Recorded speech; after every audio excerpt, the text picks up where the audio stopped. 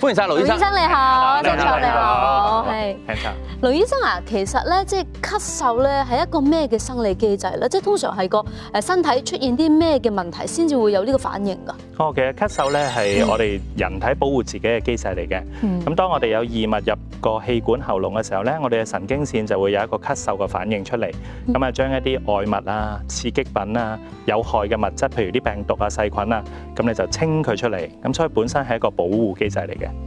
可唔可以講多少少咧？嗱，咁其實咧，最常見咳嗽嘅原因咧，好多時都係一啲好簡單嘅，譬如上呼吸道感染，即係俗稱嘅傷風感冒啊，鼻水倒流、鼻敏感啊，又或者一啲即係哮喘啊，一啲敏感嘅病，呢啲係最多嘅。咁但係除咗咁咧，就我諗近年感染係大家好重視㗎啦，譬如新冠、流感或者肺炎鏈球菌、肺癆呢啲嘅感染咧，都係好常見引起咳嗽嘅原因嚟嘅。咁空氣嘅質素啊，或者吸煙咧？都會啊。咁香港係一個即係空氣污染都頗為嚴重嘅城市啦。咁所以咧，我哋成日天氣報告嗰啲空氣質素健康指數一高咧，咁好多人就會咳啦。咁另外咧就係食煙，無論係自己食煙或者將啲煙送咗俾家人，二手煙啊、三手煙啊，都容易令到小朋友或者屋企人咧都會多咗咳嗽嘅。嗱，咁啊咳極都咳唔好啦，久咳不愈，點樣先至為之係屬於呢個問題咧？咁其實咧醫學界係有個定義嘅，咁3個禮拜內嘅咧叫急性咳嗽。急性咳嗽最常就係傷風感冒、上呼吸道感染啦，咁係比較簡單。咁3至8個禮拜咧少人提啲，就叫亞急性咳嗽。咁多數咧都係一啲感染嘅後遺症嚟嘅。但係咧，如果嗰個咳嗽時間長過8個禮拜，咁我哋就叫做慢性咳嗽。咁亦即係俗稱嘅久咳。咁呢啲咧就多數都係有一個背後嘅原因或者有個疾病，咁所以一定要正視嘅。咁你講到啦，即係真係慢性咳嗽嘅話咧，其實會點樣危害身體咧？其實咳得耐本身都已經好辛苦㗎啦，咁會影響睡眠啦，令我哋瞓得唔好。咁另外咧就喺社交上或者喺地鐵、喺餐廳或者喺辦公室咳咧，而家都好尷尬、好乞人憎嘅。另外咧就係其實長期咳嗽咧對身體亦都有害處嘅。譬如咧有啲人咳得多咧，會咳損個喉嚨、咳血啦。咁我哋好多個病人咧咳得犀利咧，咳斷條肋骨，咳斷咗，咁直頭會痛幾個月啦。咁亦都老人家同埋女士比較常見咧，就喺劇烈咳嗽嘅時候咧，有時會失禁嘅，咁就好尷尬啦。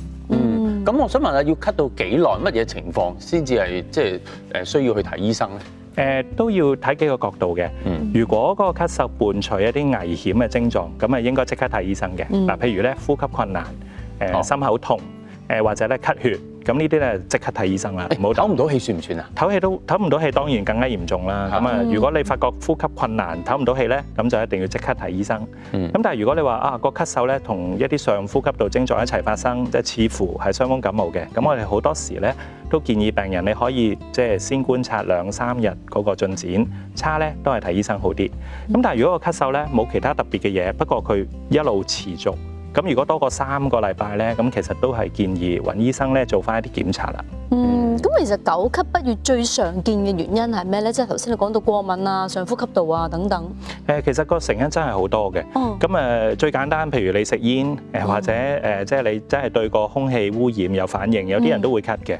不過如果你話最常見咧，我覺得就係呢一啲過敏嘅病最常見。譬如鼻水倒流啦、鼻敏感啦，同埋一啲過敏性嘅哮喘啦，咁呢啲係好常見嘅。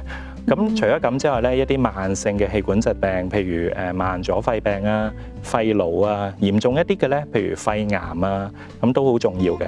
咁其實你睇下呢個圖咧，咁差唔多你睇到嘅每個器官都可以引起慢性咳嗽嘅。嗱，譬如咧鼻咽啦、鼻敏感啊、鼻咽癌啊、慢性鼻竇炎啊都會咳啦。咁咧就肺入邊咧就係譬如纖維化、癌症啊、感染譬如肺癆啊，咁嗰啲又會咳啦。咁另外咧就氣管嘅病，呢個就大戶嚟㗎啦。咁哮喘、慢阻肺，咁又或者食煙嘅人咧引起氣管炎都係會咳嘅。咁除咗咁咧，就有啲心臟嘅藥物又會咳啦。咁就有啲血壓心臟藥，佢嘅副作用就係咳嗽啦。咁另外咧就係有啲人咧就咳得耐咧，個大腦中央性咳嗽咧冇原因嘅，佢係咁咳。咁咧就係因為個大腦習慣咗呢個咳嗽都會嘅。咁唔同嘅年齡層咧喺久咳不愈方面個情況會有啲唔同嘅咧？都有少少唔同嘅。譬如小朋友入邊咧，過敏同埋一啲感染係最重要嘅。咁所以好多小朋友佢有鼻水、有鼻敏感，就媽媽爸爸會發覺佢成日都咳啦。咁亦都小兒哮喘係一個好常嘅咳嗽原因啦。咁但係咧就其實病菌性或者病毒性嘅鼻竇炎同埋氣管炎都好多時會令到小朋友長期咳嘅。咁近年咧甚至一啲少見啲嘅感染，譬如百日咳，近年都多翻一啲症。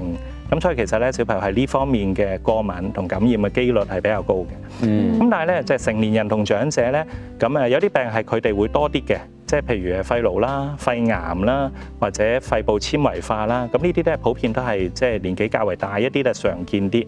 咁食煙咧就喺老人家同成年人入邊咧都係一個好常咳嗽嘅原因嚟嘅。咁所以如果你咳又食煙咧，最好就戒煙啦。咁針對久咳不癒呢一方面咧，其實會作出啲咩嘅測試啊，或者檢查咁樣㗎？咁通常咧，醫生要根據病情，聽完佢嘅病歷同做完身體檢查咧，去形成一個概念，有咩需要注意嘅。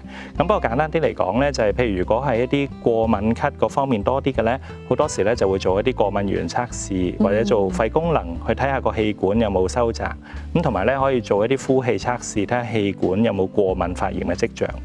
咁如果咧係痰液比較多或者感染嘅可能性較為大咧，咁好多時都會留痰做化驗啊，照 X 光或者照掃描啊咁。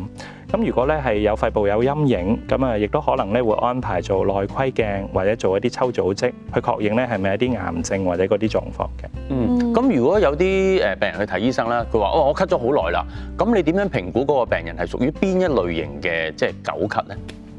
咁最重要咧就係首先係久咳，即係咳咗8個禮拜啦。咁二來咧就係一啲相關嘅症狀啦。咁咧就有啲係一啲叫伴隨症狀或者叫做可醫治嘅特徵啦。譬如係咩咧？譬如如果佢咳得嚟係有氣促或者有喘鳴、嘻嘻聲，咁又或者咧個咳嗽嘅時間性係夜晚啊、清早啊特別多咧，咁呢啲通常係一啲過敏咳、哮喘啊、慢咗肺啊嗰啲嘅機會會高啲。咁所以通常就會針對嗰方面去做過敏測試、肺功能測試嗰啲多啲。咁如果咧係即係伴隨一啲譬如消瘦啊、咳血啊一啲指向譬如係肺癆或者肺癌嘅，咁我哋咧就會偏向係做留痰同埋做造影多啲。咁總之咧就根據病情去制定要做啲乜嘢啦。咁針對久咳呢方面咧，會有啲咩嘅治療嘅方法㗎？治療嘅方法咧，好多時譬如我哋講嘅過敏嗰方面啦，好多時咧都係用一啲吸入性嘅藥物係最好嘅。咁通常咧而家吸入性嘅藥物有好多款啦。咁咧以前好多時咧啲人就會用一啲咁樣噴霧式嘅氣管舒張劑，甚至喺藥房都有唔少人買嚟處理咳嗽嘅。咁但係佢嘅缺點咧就係佢淨係鬆開氣管，佢冇解決嘅發炎，所以如果係哮喘咧，淨係吸呢啲藥咧，會越吸越嚴重嘅。咁另外咧，佢噴嘅方法咧係一瞬即逝，就係一支啲藥就完啦。咁所以咧，如果你吸嗰個技巧唔好咧，咁可能啲藥就去唔到個目的地。咁而家新一啲嘅建議咧，通常就係如果你真係哮喘，就要用一啲長效同埋入邊有類固醇、有消炎能力嘅藥。咁我哋通常咧會用一啲組合嘅藥。咁嗱，有一啲係噴霧式嘅組合藥啦。咁亦都有一啲咧係乾粉劑嚟嘅。咁其實乾粉劑有好大嘅好處嘅，譬如呢一類型嘅組合治療啦。咁佢除咗係有長效嘅藥，所以一日只係用一次。咁另外咧，當你打開個蓋啟動個機制嘅時候咧，所有粉咧就會留咗喺呢個預備格，等個病人咧就索入去。咁一日只係吸一啖，就會比較簡單，同埋對控制病情呢個效果比較好。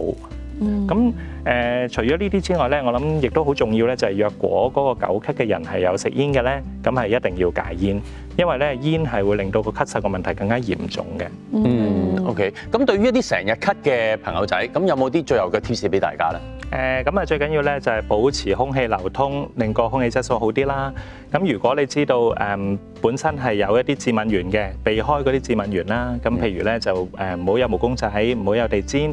咁如果對塵蟎有過敏嘅咧，就選用一啲防塵蟎嘅寢具。每個星期咧，將嗰啲枕頭套啊、被套啊，用60度以上嘅水咧去即係消毒佢啊。咁咧最緊要咧就係，如果有食煙習慣嘅人咧，就盡快戒煙。冇呢個習慣嘅人就唔好食啦。